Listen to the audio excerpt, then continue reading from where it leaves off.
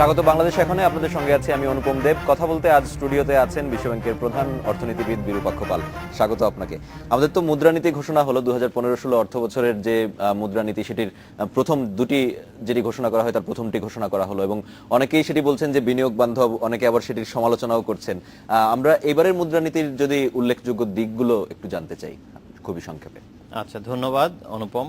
প্রথমে একটু সংশোধন, আমি বিশ্বব্যাংকের নই, বাংলাদেশ ব্যাংকের। তো প্রধান যে দিকটা হচ্ছে সেটি হচ্ছে আমাদের প্রবৃদ্ধির একটা সমর্থক মুদ্রানীতি এবং কিছুটা সংযত সেখানে, কারণ মূল্যস্ফীতির কিছু বিষয় থাকে এখানে সংযত। এটাই হলো এটার প্রধান বৈশিষ্ট্য এবং এখানে বিনিয়োগ বান্ধবতা সৃষ্টি করা হয়েছে, একটা বিনিয়োগের উপযোগী পরিবেশ যেন সৃষ্টি হয় সেজন্য আমরা যথেষ্ট নজর দিয়েছি। এবং এটার আরেকটা বিশেষত হচ্ছে সিলেক্টিভ ইজিং, মানে আমরা ঢালাওভাবে কোনো সহজীকরণ করা হয়নি, এটা হচ্ছে নির্বাচনযোগ্য সহজীকরণ করা হয়েছে, মানে বেছে বেছে কিছু খাতগুলো যেগুলো আমাদের দরকার, যেগুলো ভালনারেবল, যেগুলো পিছিয়ে আছে। আমাদের ফাইন্যান্সিয়াল ইনক্লুশন হচ্ছে আমাদের বাংলাদেশ ব্যাংকের একটা অন্যতম থিম।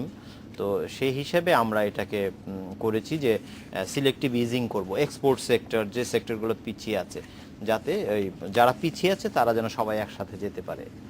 আমরা দেখা হবে আগামীকাল একই সময়ে। শুভরাত্রি।